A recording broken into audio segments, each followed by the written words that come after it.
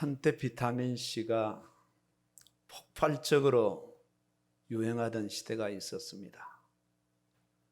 모 대학의 왕모 교수가 유튜브 채널을 통해서 비타민C의 효력성을 강의를 했습니다.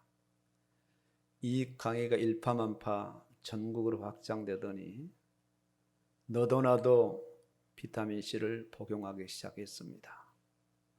심지어는 외출할 때는 비타민C 캡슐을 소지해서 식당에서도 식후에는 반드시 비타민C를 복용을 하고 함께는 지인애들까지 권유하는 그런 모습들을 아마 여기 계신 성도 여러분들도 한두 번은 체험을 하셨을 겁니다.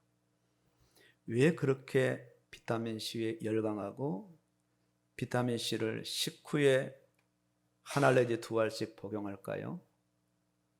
비타민C에 대한 메시지가 확실하게 그 사람 마음 중심을 강타한 겁니다. 그러나 지금도 여전히 복용을 하지 않는 사람들은 그 강의에 대해서 별로 매력을 느끼지 못하고 그저 비타민C는 C지 큰 의미를 갖지 못했기 때문에 그렇습니다. 건강 유지를 위해서 중요한 메시지로 받게 되면 반드시 받은 메시지를 실천에 옮기는 그런 삶을 살아가게 됩니다.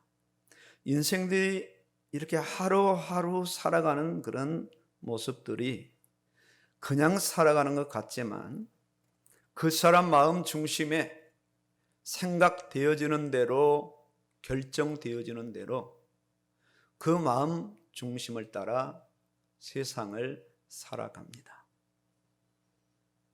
오늘 본문의 이사야 선지자는 아모스의 아들로 표현이 됩니다. 왕궁에 출입할 만큼 우시야 왕으로부터 또 히스기야 왕, 므낫세 왕 여러 왕을 거치면서 실질적인 저들의 좋은 자가 될 만큼 아주 유력하고 또한 대단히 신뢰받는 좋은 자로서 사역을 감당했습니다. 이사야서 66장 전체 말씀이 대단히 중요하죠. 그런 말씀 가운데 오늘 본문에서 주께서 심지가 견고한 자를 평강하도록 지키시리니 이는 그가 주를 신뢰함이니이다. 그렇게 말씀을 선포합니다. 야, 심지란 무엇을 의미하는가? 그 사람 지금 마음을 먹고 있는 마음의 그 중심, 마음의 깊은 뜻, 그리고 어떤 환경과 문제가 와도 자기가 품은 뜻을 치우치지 아니하고 버리지 아니하고 끝까지 결정한 바를 굳건하게 붙잡고 나아가는 것, 이를 가르쳐서 심지라. 주를 향하여 정해진 마음, 나는 어찌하든지 말씀대로 살 거야, 나는 순종하며 살 거야, 나는 기도하며 복음을 전가하며 살 거야는 그런 마음에 결정된 그 마음을 어떤 어려움이 와도 문제가 와도 내어버리지 아니하고 결정한 그 마음을 끝까지 지키고 나아가는 사람, 이를 가리켜서 심지가 견고한 사람이라. 심지가. 그러나 사실상 변화하는 삶의 현장 속에서 공공의 적이 되어서 동서남북으로 하나님을 믿는 백성들을 공격하는 그런 살벌한 세상에서 마음에 결정한 그대로 끝까지 살아가기는 그렇게 쉬운 세상은 결코 아닙니다. 심지가 견고하기가 얼마나 어려운가. 역사적인 그런 상황을 보면 끊임없이 하나님을 배신하고 말씀을 불순종하고 그저 눈에 보이는 육신대로 세상의 환경대로 세상의 상식대로 이방인을 따라 살아가는 하나님의 백성들의 모습을 창세기부터 계시록까지 성경 전반에 걸쳐서 너무 많은 기록들을 우리는 확인할 수가 있어요. 오늘 이사야서 이 배경도 장차 바벨론에 포로 잡혀갈 이 유다 백성들을 지금 말씀하거든요. 오죽하면 어지간하면 하나님도 그래야지 아니하실 텐데 오죽하면 하나님을 전혀 알지 못하는 그 당시에 강대국 바벨론이나 아수르를 통해서 이스라엘과 유다 백성을 포로로 잡혀가게 하실까? 재산이 다 빼앗기고 힘 있는 자들이 다 죽임을 당하고 심지어 왕이 두 눈이 뽑히고 그 왕 앞에 자식들이 살해를 당하고 그런 이 엄청난 일들이 벌어져서 얼마나 그 마음이 요동을 쳤으면 이 지경까지 갈 수 있을까요? 출애굽한 이스라엘 백성들의 광야 40년을 보면 그 기록들이 출애굽기에 레위기에 민수기에 신명기에 더 나아가서 사사기까지 계속해서 심지가 견고하지 않은 저들의 모습이 반영되고 있어요. 오히려 세상을 향하여 자기 어떤 정욕과 탐욕을 향하여서 심지가 아주 견고한 아주 질긴 그 인생들을 성경은 여과 없이 적나라하게 보여주고 있습니다. 출애굽 1세대들 중에 여호수아 갈렙 외에는 단 한 사람도 약속하셨던 가나안 땅을 밟지 못했어. 왜 그런가? 심지가 견고하지 못했기 때문에, 이는가 주를 신뢰하지 못했기 때문에 평강에서 평강으로 주께서 지킬 수가 없었어요. 왜? 심지가 요동을 쳤습니다. 반복적으로 원망하고 불평했어요. 왜 심지가 이렇게 견고하지 못할까? 왜 인간이 인간을 일컬어서도 흔들리는 갈대라고 말할 수밖에 없는가? 왜 인간이 아침 저녁으로 저렇게 바뀔까? 왜 그렇게 사람의 마음은 상한 심령이 될까? 참 나이가 많은 어르신들도 잘 삐집니다. 대책이 없어요. 어린아이는 어린아이들대로, 청소년들은 청소년대로, 청년들은 청년대로, 장년들은 장년대로 마음이 요동을 칩니다. 아주 사소한 일에도 분을 참지 못하는 사람들, 그리고 자기가 결정한 말을 헌신짝처럼 내버리는, 심지가 요동치는 그냥 뜬구름 같은 그런 인생들을 살아갈 수밖에 없어요. 여기에 자유로울 사람이 누가 있겠습니까? 부모가 자식 때문에 삐지고요, 자식이 부모 때문에 삐지고, 남편이 아내 때문에 아내가 남편 때문에요 등을 돌리고, 심지어는 별거를 하고, 이것이 악화되어서 이혼 서류에 도장을 찍는 그런 일들이 비일비재하게 일어납니다. 오죽하면 법원에서 계도 기간을 거쳐서 좀 화해하라, 다시 합쳐라, 세상이 다 그런 거 아니겠는가, 이렇게 권면을 하는 그런 세상을 살아갑니다. 이런 인간의 전형적인 타락한 모습을 여과 없이 보여주는 겁니다. 첫 창조된 인간의 심지는 순전했습니다. 오로지 하나님을 자기 마음 중심에 모시고 하나님이 주신 말씀을 생명처럼 여기고 그 말씀을 지키며 그 말씀대로 다스리며 정복하며 생육하고 번성하는 그런 삶을 살아갔어요. 마음이 흔들리지 않았다는 겁니다. 그런데 이런 창조된 인간의 순수한 심지가 말씀을 불순종함으로 더러워진 거예요. 훼손이 된 거예요. 그 인간 마음 중심에 하나님이 계시잖아요. 우리가 예배자로 이 자리에 와 있습니다만 이 시간에도 우리 마음속에 하나님이 중심으로 계시지 않아요. 끊임없이 우리는 예배를 드리는 것 같지만은 엉뚱한 생각과 잡념에 사로잡힐 때가 한두 번이 아닐 겁니다. 심지가 훼손된 거예요.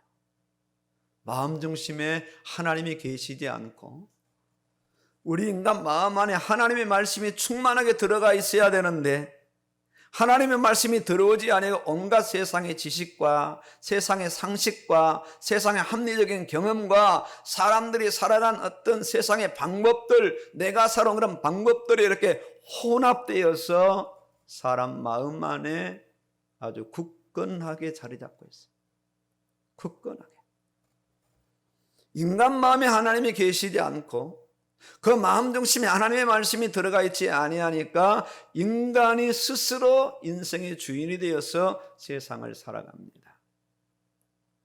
다 주인입니다. 종도 주인입니다. 약한 자, 강한 자, 있는 자, 없는 자, 무식한 자, 유식한 자, 권력자, 또 하부 조직에 있는 사람 할 것 없이 모두가 다 자기가 자기 인생의 주인입니다. 단 주인으로 살 수 있는 여건이 안 돼서 그렇게 살 뿐이죠.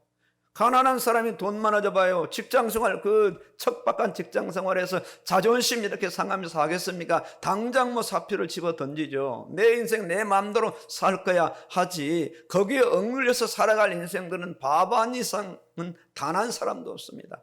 다 자기가 주인이에요. 어린아이도 자기가 주인입니다. 자기 고집대로 합니다. 자기 고집이 관철되지 않으면 아이들은 울음을 터뜨립니다. 크면 클수록요. 이제 크면은 좌우 전후 사방을 좀 보기 때문에 그저 꾹꾹 참는 거지. 안 그런 척 하는 거지. 위장 전술을 많이 쓰는 거지. 동의합니다.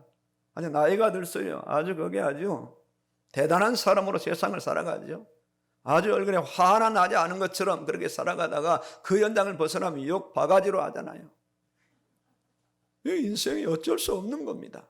전형적인 타락한 인생의 모습들입니다. 왜요? 왜 그럴까요? 그 속에 하나님이 계시지 않아요. 그 속에 말씀이 없어요. 평생을 성경을 읽고 교회를 다녔지만 그 사람 안에 말씀이 없어요. 그 말씀이 어디 있더라? 창세기든가 신약이든가 구약이든가 헷갈립니다. 말씀이 없어요. 하나님이 없고 하나님의 말씀이 없기 때문이죠. 인생에 태어날 때부터 깨끗하지 않습니다. 더럽습니다. 태어날 때부터 의롭지 않습니다. 죄인입니다. 아예 본질상 진노의 자녀예요. 단 한 사람도 의인이 없어요. 모든 사람이 죄를 범하였어요. 인간의 의가 더러운 옷과 같다고 말씀하였어요. 로마서 1장 28절에 그들 마음에 하나님 두기를 싫어하며, 그들 마음에 하나님 두기를 싫어해요. 29절에 뭐라고 하면 곧 불의, 추악, 탐욕, 악의가 가득한 자요. 시기, 살인, 분쟁, 악독에 가득한 자요. 수근수근하는 자요. 비방하는 자요. 능욕하는 자요. 교만한 자요. 악을 도모하는 자요. 자랑하는 자요. 무정한 자요. 무자비한 자라는 거예요. 우매한 자요. 배약하는 자라는 거예요. 이 같은 일을 행하면서도 이 같은 일을 행하는 자들을 옳다 하느니라. 이 인간의 현 주소입니다. 모든 인간은 여기에 단 한 사람도 예외가 없어요. 단 한 사람도. 이런 소망 없는, 이런 절망적인, 제각기 자기 마음의 소견으로 살아가는 이런 인생들을 하나님은 포기하시느냐? 결단코 그렇지 않습니다. 이런 인생들의 그런 마음의 이 심지를 누가 하나님 중심, 말씀 중심으로 견고하게 세울 수 있겠어요? 부모가? 스승의? 어떤 세상의 독재자, 권력자가요? 그 누구도 할 수 없습니다. 유일하게 이 일을 하실 수 있는 분은 하나님밖에 없어요. 모든 사람이 죄를 범하였으면 하나님의 영광에 이르지 못하였고요. 그런데 하나님 우리가 아직 연약할 때에 계약대로 그리스도께서 경건하지 않은 자를 위하여 죽으셨단 말이에요. 우리가 죄인 됐을 때에 그리스도께서 우리를 위하여 죽으심으로 하나님께서 우리에 대한 자기의 사랑을 확증하셨느니라. 우리가 원수 되었을 때 그의 아들의 죽으심으로 말미암아 우리를 이제 구원받게 하셨다는 거예요. 연약할 때, 죄인 되었을 때에, 원수 되었을 때 하나님이 하시겠다는 겁니다. 내가 가서 저들을 살려놓을 것이고, 살려는 저들의 그런 마음 중심을 심지가 견고한 자, 다시 하나님을 중심으로 모시고 다시 말씀이 그 안에 풍성히 거하도록 그런 인생으로 내가 반드시 살려내고 고쳐내고 세워낼 것이라고 하나님께서 인간을 향하여 선언하신 것이 아니라 하나님이 하나님 자신을 향하여 맹세하시고 선언하신 겁니다. 그래서 육신을 입고 세상에 오셨어요. 자기 백성이 자기 땅에 오면 아무도 그를 영접하지 않았어요. 말씀이 육신에 우리 가운데 거하심에 우리가 그의 영광을 보니 아버지의 독생자의 영광이었어요. 하나님께서 그 영광을 잠시 내려놓으시고 그 육신 안에 신성을 감추시고 이 땅에 오셔서 죄인들을 만나주시고 죄인들에게 수모를 다 당하시고 고난을 다 당하시고 죄인들이 십자가에 매달려서 죽임을 당하시고 드디어 부활하셔서 인생들을 살리기 시작하셨다. 살려놓은 인생들을 중심으로 해서 성령과 말씀으로 그 인생들의 그 저변, 그 인생들의 중심, 인생들의 사고방식, 의식구조, 세상을 살아가는 그런 철학들을 완전히 말씀 중심을 하나님 중심으로 바꿔가기 시작하셨어요. 무시간 제자들을 만나셔서 세리사 이 제자들을 만나셔서 어부들을 만나셔서 창녀를 만나셔서 그들의 인생의 마음을 완전히 바꿔가기 시작하신 거예요. 그들 안에는 세상의 사상과 지식을 다 도려내시고 죄짓기 바쁜 이런 탐욕과 정욕을 다 빼어내시면서 그 안에 말씀을 받기 시작하시고 말씀을 새기기 시작하셨어요. 기록된 말씀을 먼저 주시고 기록된 말씀이 인간 마음 안에 기록되도록 돌에 새긴 것처럼 인간 마음에 새겨지도록 이 나무에 못이 박혀져서 뺄 수 없고 거기에 다 중요한 것들을 걸 수 있을 것만큼 말씀이 인간 안에 잘 박힌 것처럼 박혀져서 하나님이 보기 그 안에 걸리도록 하나님께서 이 땅에 오셔서 십자가에 죽으시고 부활하시고 성령으로 강림하셔서 제자들을 세우시고 교회를 세우셔서 이 엄청난 역사를 이루셨고 이루고 계시고 지금도 이루시고 앞으로도 이루실 거예요. 누군가에 부탁하지 않았어요.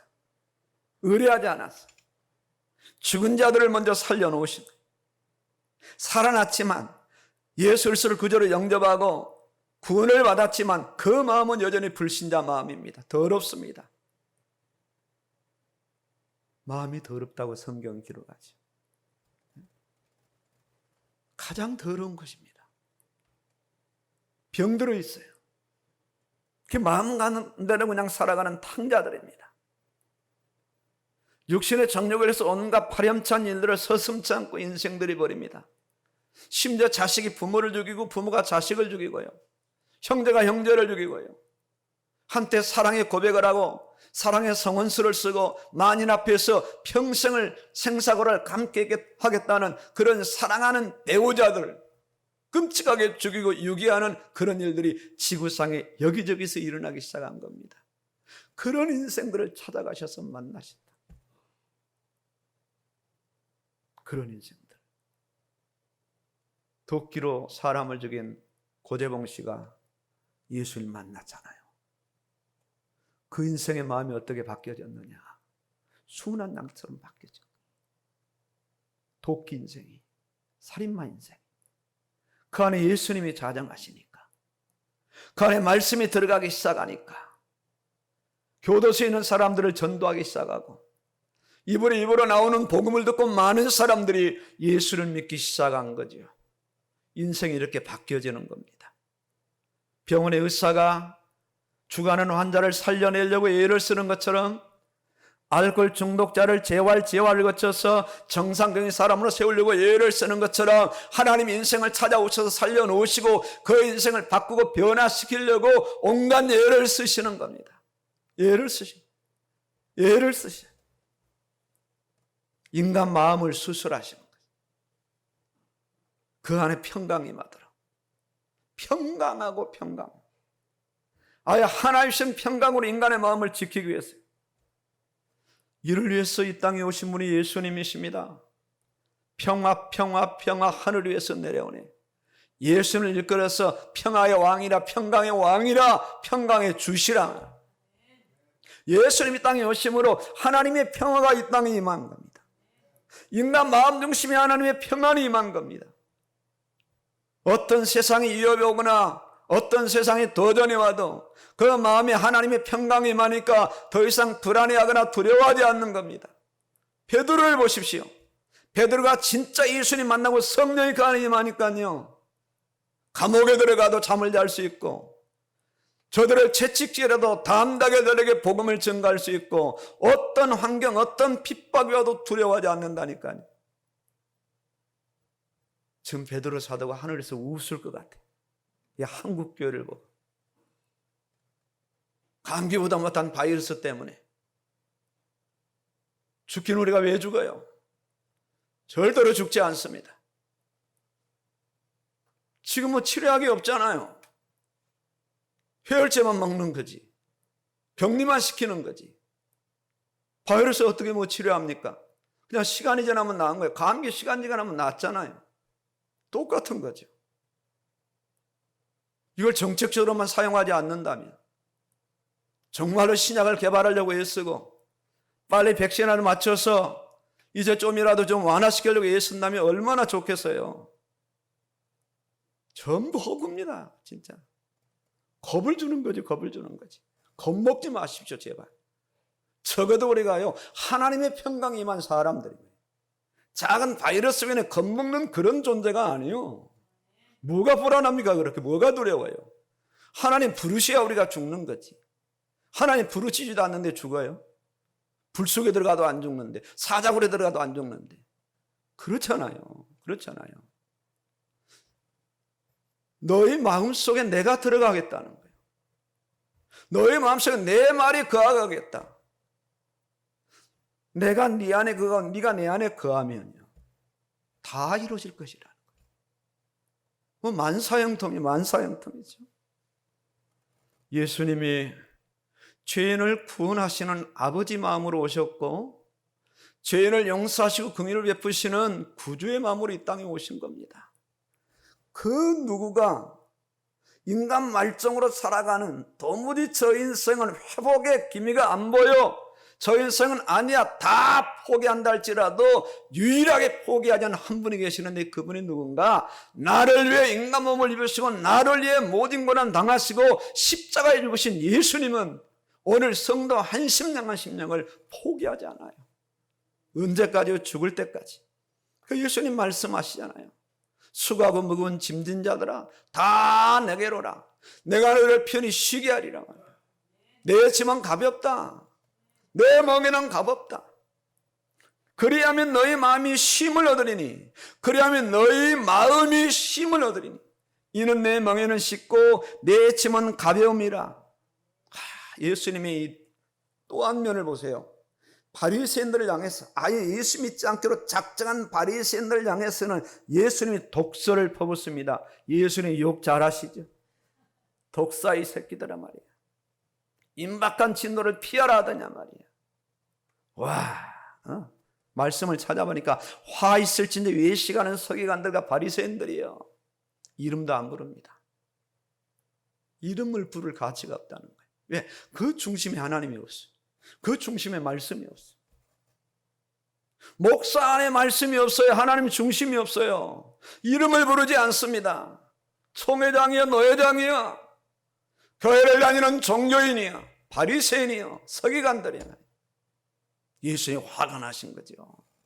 잔과 대접의 것은 깨끗이 하되 그 안에 탐욕과 방탕으로 가득하게 하는도다. 눈먼 바리새인이여, 너는 먼저 안을 깨끗이 하라. 그리하면 겉도 깨끗하리니 회칠한 모든 것들을 겉으로는 아름답게 보이나 그 안엔 죽은 사람들의 뼈와 모든 더러운 것이 가득하도다. 이런 중심에, 이런 마음 중심에 하나님을 모시도록, 이런 죄인들의 마음 중심에 말씀이 거하도록 많은 말씀을 선포하셨는데 창세기부터 계시록까지 어마어마한 말씀을 선포하셨어요. 말씀.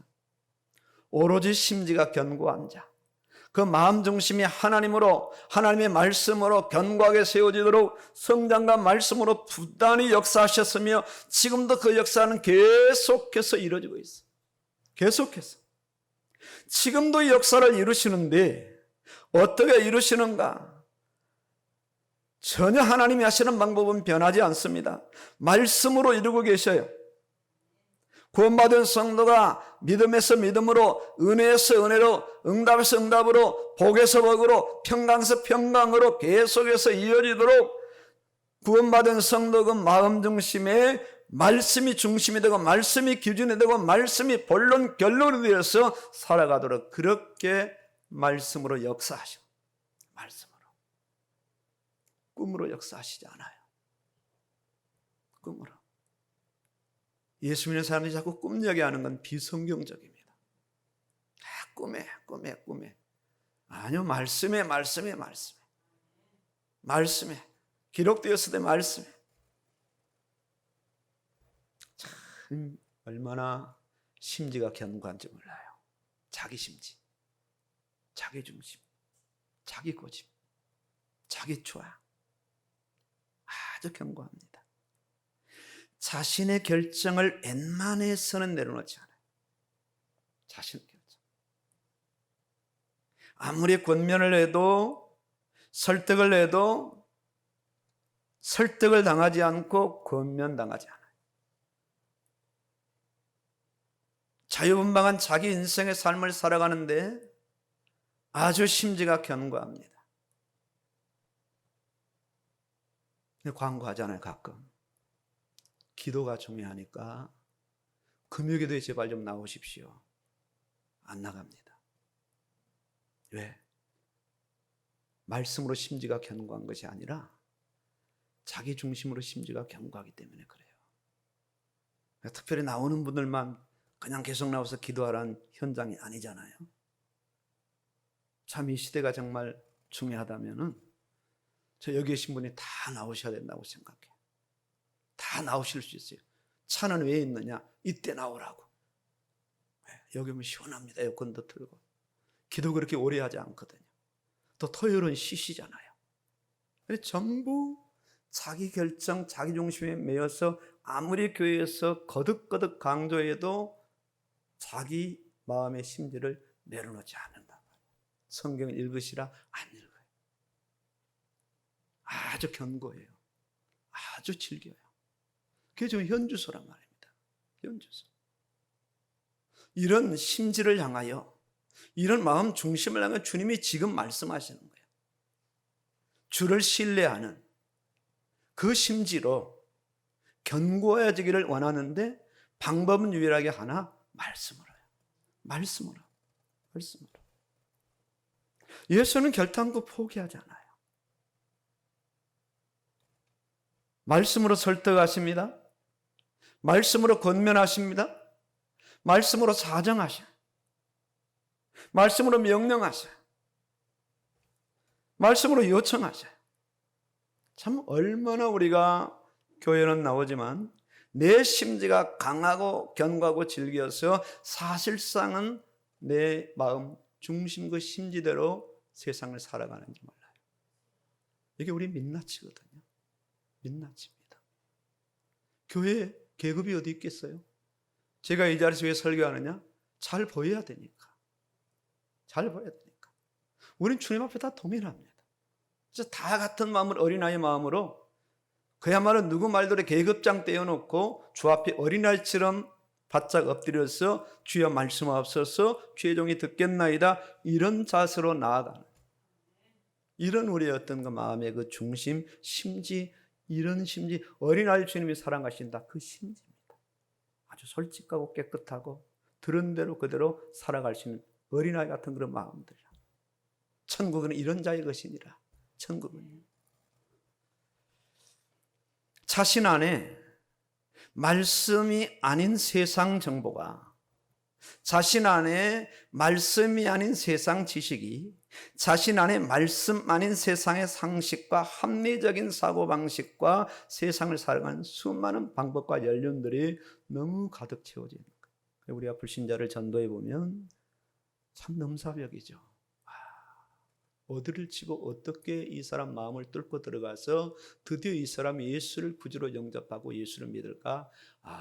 참 감감하고 쉽지 않지요. 그때 하나님은 깨트리시는 거예요. 그때 아주 바짝 깨트려 버립니다. 그 마음 중심이 어디다가 마음을 둬야 될지 몰라가지고 그렇게 자존심과 고집불통의 사람을 바짝 깨트려 버리니까 의사 붙잡고도 그냥 벌벌 떨며 살려달라고 예를 씁니다. 그 다음 목사 알기를 우습게 하던 사람이 목사님 기도해 주세요. 벌벌 떤다고요. 하나님이 그러게 역사하시고 깨어진 틈으로 빛이 들어가기 시작하는 거죠. 하는 거죠.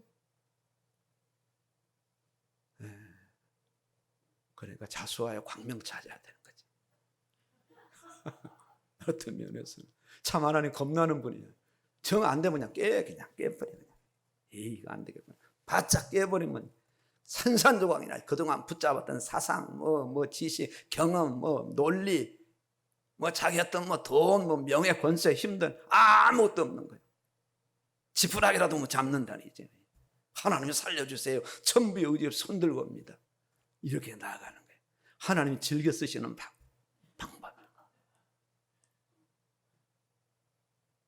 예, 손을 빨리 드는 게 좋아요. 손을 빨리요. 그러니까 말씀이 아닌 자기만의 어떤 삶의 지혜와 세상을 살아온 삶의 방법과 습관들이 견관모처럼 박혀 있어요. 견관모처럼. 그냥 거대한 바위를 작은 망치로 두들겨서 그 깨트리는 것처럼요. 계속 예수님께서는 말씀으로 문을 두드리는 거예요. 내 문 밖에서 문을 두드리는 거예요. 나의 말을 듣고 문을 열면 내가 들어가서 너와 더불어 먹고 마실 것이라. 아가서도 보니까 그런 말씀이 있더라고. 막 문을 두드리다가 안 열리니까 그냥 갔는데 그 문에 그냥 선혈이 낭자한 거예요. 계속 예수님께서 두들겨 문 좀 열어다오, 문 좀 열어다오. 성도의 마음의 문을 두드리시는 거예요. 예수님께서 말씀으로. 언제까지요? 문을 열 때까지. 말씀이 그 안에 들어갈 때까지. 왜 우리가 이 말씀을 많이 읽어야 될까요? 말씀이 들어와야 된단 말입니다. 기록된 말씀이 내 안에 들어와야 되는 거예요. 창세기가 들어오고 출애굽기 들어오고 레위기, 민수기, 신명기, 여호수아, 사사기, 룻기 계속 우리 안에 들어와야 돼요. 구약의 말씀이 들어오고 신약의 말씀이 들어와서 그 말씀이 나의 지식이 되고 사상이 되고 나의 의식구조와 사고방식이 되고 내 삶의 기준이 되고 내 삶에 살아가는 모든 삶의 방식이 되는 거예요. 내 마음이 견고한 자, 심지가 견고한 자, 평강에서 평강으로 지키시리니 이는 그가 주를 신뢰합니다. 자기중심으로 다져진 이 심지는 계속 항변을 해요. 바쁜가 하시잖아요. 저 사업해야 됩니다. 저 공부하는 학생이에요. 내년에 대학 입시예요. 그렇게 항변해요. 주님 그걸 들으시고 주님이 여기 속으실까요? 아니에요. 아니야. 곰곰이 한번 생각해봐라 인생아. 뭐가 우선순위인가? 뭐가 우선순위인가? 풍년이 들어서 창고를 넓히고 곡식을 엄청나게 들어놓고 이제 먹고 마시고 누리자. 그때 뭐라고 하셔요? 이 영혼아, 네 영혼이 누구 것이냐? 오늘 밤 네가 내 생명을 내가 불러갈 것이다. 그게 네게 되겠느냐? 이게 인생입니다. 인생이에요. 내일을 알지 못하는 거예요. 내 자신이 추구하는 세상이 그렇게 중요한 것이 아니야. 그렇게 중요한 것이 아니야. 내 자신에게 애간이 대단하다고 생각하는 엄청난 거 인생의 프로젝트, 사업의 프로젝트가 그렇게 중요한 것이 아니야. 중요한 것이 아니야. 저 돈 벌어야 돼요. 저 이번에 꼭 승진해야 돼요. 이번에 꼭 대학 가야 돼요. 저 결혼해야 돼요. 저요 오늘 면접이에요. 주일날 면접 보러 오래요. 이 회사 아니면 갈 곳이 없어요. 심지가 견고한 거예요. 오늘 모처럼 오랜만에 주일날 놀러 갑니다. 하나님 죄송해요. 그래, 그동안 네가 얼마나 애썼냐. 예배 한번 안 드린다고 인생이 탈락했냐. 잘 갔다 오라 사랑하는 백성아. 그러실까요? 아닙니다. 말씀은 단호합니다. 1.1핵도 변하지 않아요. 홀이라도 털한 하나가 홀이라도 변하지 않는 겁니다. 완벽합니다. 단호합니다. 말씀이 뭐라고 말씀하시는가? 나는 반드시 내 안에 들어가야 돼. 나는 내 안에 들어가서 네 마음 심지 중심에 정착해야 된다. 말씀이 견고한 못처럼 박혀야 돼. 너의 인생을 전혀 다른 인생으로 내가 만들 거야. 너의 인생을 영원히 평강에서 평강으로, 복에서 복으로, 믿음에서 믿음으로, 그런 인생으로 내가 반드시 만들고 말 거야.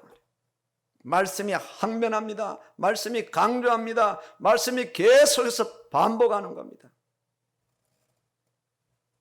그 중심이 바로 너의 심지요. 더 견고하게 어떤 것이 들어와도 그 심지가 좌우나 우르나 치우치지 아니하도록요. 성경 그런 자들의 어떤 역사를 기록해 놨단 말입니다. 그 다니엘을 드러내고 사드락 메사 이런 사람들을 드러내려고 말씀을 증가하는 것이 아니에요. 하나님이 이런 자들로 세우시겠다는 겁니다. 다니엘 같은 자로 세우시겠다는 거예요. 사자굴에 들어가도 그 심지가 견고해서 흔들리지 않은 거예요. 불 속에 들어가도 흔들리지 아니하는, 노예로 팔려가도 흔들리지 않아요. 왜요? 그 안에 하나님이 들어가 계시니까, 그 중심에 말씀이 견고하게 세워져 있으니까 말씀이 그 인생을 장악하고 있는 거예요. 오인이 지킨 줄을 알고도 자기 집에 돌아가서 3번씩 하나님께 감사하며 기도하였더라. 불신자 왕이 볼 수 있도록 그 정적들을 합법적인 방법으로 다 제거하도록 하나님은요 엄청난 역사를 이루신 거예요.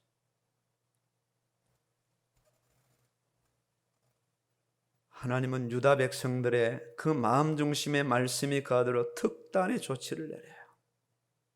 이방 나라 바벨론의 포로로 잡혀가게 하십니다. 반드시 회복되는 영광스러운 복음을 같이 선포합니다. 돌아올 것이다. 그리고 회복할 것이다. 그리고 성전이 다시 재건될 것이다. 그리고 그 성전의 주인인 하나님께서 직접 이 땅에 오실 것이다. 이사야서 읽어보세요. 복음 아닙니까? 66권 완벽합니다.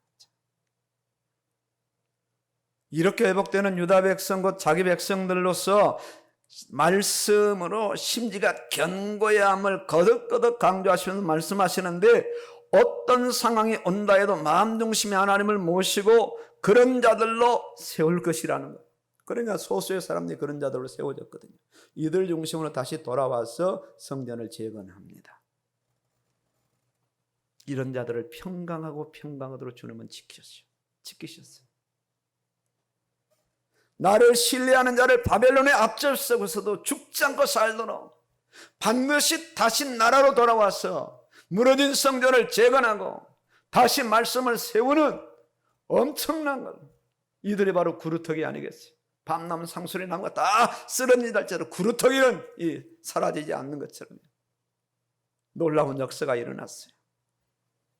예수님 모르는 사람들이 세상 메시지를 받아가지고 아무리 복용하고 아무리 그 의식구조로 살아간다 할지라도요, 말씀이 씨가 돼야 돼요. 말씀이 메시지가 돼야 돼요. 말씀이 저들 안에 들어가야 돼요. 어떻게 들어갈 수 있습니까? 가까이 사는 성도들을 통해서 저들이 영향력을 받아야 돼요. 정말 저 사람 어떻게 저리 복을 받을까? 백그라운드가 대단한가 봐? 사장하고 친인척인가? 아니요. 요셉은 이방인이었어요. 애굽에서 국무총리가 되잖아요. 요셉 마음대로 정치를 좌지우지하잖아요. 왜 그럴까요? 하나님이 함께 하시니까. 주신 말씀이 그 안에 거하니까. 이방인들에게 복음 전할 사명이 있어요. 주변을 보고 이웃을 보고 알고 있는 지인들을 봐야 돼요. 정말로 저들 마음에 평강이 있는가? 저들 마음 중심 심지가 흔들리지 않는가? 다 흔들립니다. 저들 안에 주님이 들어가셔야 되고 말씀이 임해야 돼요. 그래서 우리가 먼저 말씀대로 말씀이 내 안에 풍성히 가는 그런 자로 살아가면 자연적으로 저들에게 복음이 증거되게 돼요. 시간 문제지 다 나와 연관된 사람들은 그리스도를 믿고 돌아올 수밖에 없어요. 오늘 이 시간 내가 누구인가? 내가 누구인가? 내 마음 중심에 하나님을 모신 사람인가? 내 마음 중심에 말씀이 어느 정도나 들어와 있는가? 조금 들어와 있는가? 아예 들어와 있지 않은가? 참 그렇게 제안을 하고 싶어요. 이제 목사는 성경은 어느 정도 해야 안수를 받을 수 있고, 장로 장님은 어느 정도 해야 안수를 받을 수 있고, 안수 집사는 어느 정도 해야 안수를 받을 수 있고, 매년 이 세우는 서리 집사는 어느 정도 해야 된다. 그런 조항들이 좀 있었으면 좋겠다. 그런 생각이 들어요. 말씀으로 우리가 돌아가야 되니까. 말씀으로. 그래 인물 좋고 그냥 교회 좀 잘 나오면 그냥 다 직분을 주니까 교회가 혼란하게 되죠. 혼란하게 되죠. 말씀. 마음 중심에 말씀이 거하고 있는 사람, 마음 중심에 말씀이 계속해서 들어와야 되는 사람, 말씀의 부요를 이루고 말씀의 부흥을 이루어야 되는 사람, 그런 사람이 바로 누군가 예수 그리스도를 믿는 성도입니다. 예수 그리스도를 믿는 성도입니다. 그래 끊임없이 말씀의 정보가 자신 안에 들어와야 돼요. 창세기의 정보, 출애굽기의 정보, 내일기, 민수기, 신명기의 정보, 왕의 그 역사들을 기록한 그 정보들, 소선지, 대선지, 그런 정보들, 사복음서, 사도행전, 노마서부터 서신들, 계시록까지 그 말씀의 계시, 말씀의 정보가 계속 마음 안에 정착되어져야 될 그런 사람들. 어린아이 때가 좋죠. 말씀을 어린아이 때.